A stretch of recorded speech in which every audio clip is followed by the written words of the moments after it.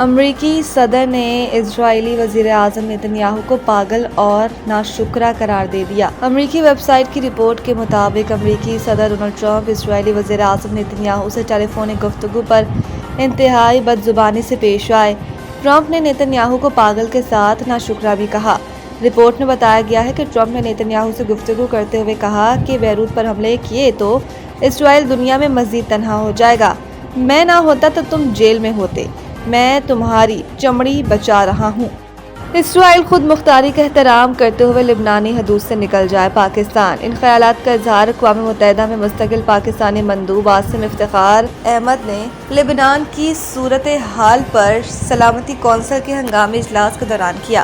پاکستانی مندوب نے یہ بیان ایک ایسے وقت میں دیا ہے کہ جب امریکی صدر ڈونلڈ ٹرمپ نے پیر کو ٹروتھ سوشل پر پوسٹ کیا کہ ان کی اسرائیلی وزیر اعظم بنیامین نیتن کے ساتھ انتہائی نتیجہ خیز گفتگو ہوئی ہے اور اسرائیل کوئی فوج بیروت نہیں بھیجے گا۔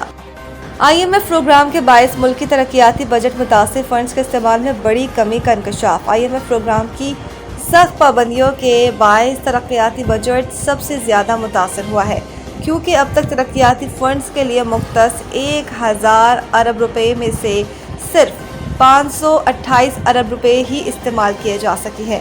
وزیر منصوبہ بندی احسن اقبال کے زیر صدارت پیر کے روز اینول پلان کے کوآرڈینیشن کمیٹی کے سامنے پیش کیے جانے والے ورکنگ پیپر کے مطابق حکومت نے پبلک سیکٹر ڈیولپمنٹ پروگرام کی مد میں 1000 ارب روپے مختص کیے تھے، جس میں سے وزارتوں، ڈویژنوں اور انتظامی اداروں نے جولائی 2025 سے 25 مئی 2026 تک 528 ارب روپے استعمال کیے۔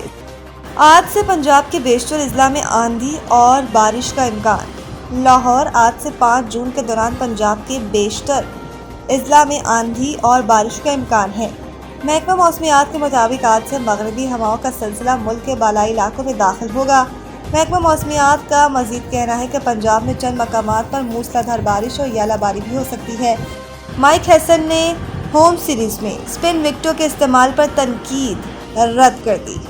مائک ہیسن نے اسپن وکٹوں پر تنقید کا جواب دیتے ہوئے کہا کہ یہ تاثر درست نہیں کہ آئندہ ورلڈ کپ میں صرف تیز اور باؤنسی وکٹوں پر ہی کھیلنا ہوگا۔